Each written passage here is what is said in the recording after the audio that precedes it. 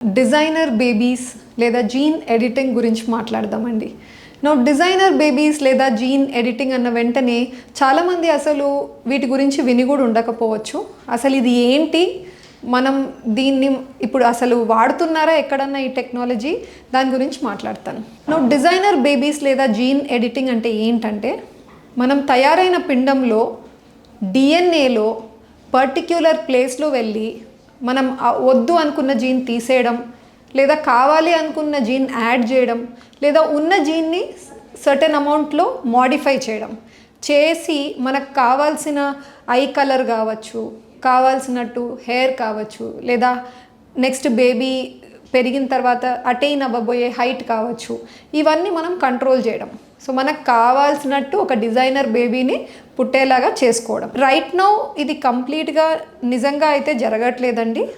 చాలా టెక్నాలజీ ఇవన్నీ రీసెర్చ్ పూర్వకంగా అయితే డెవలప్మెంటల్ స్టేజెస్లో ఉన్నాయి. ఇప్పుడు ఆ పరంగా మనం మొదలుపెట్టిన టెక్నాలజీ కూడా టోటల్గా ఈ రీజన్ కోసం చేయట్లేదండి.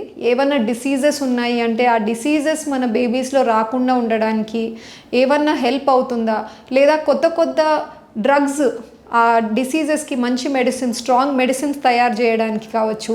అదర్వైజ్ అగ్రికల్చర్ క్రాప్స్లో మనకు క్లైమేట్ మారుతూనే ఉంది, కొత్త క్రాప్స్లో మనకు కొత్త పెస్ట్స్, ఇన్సెక్ట్స్ పడుతున్నాయి.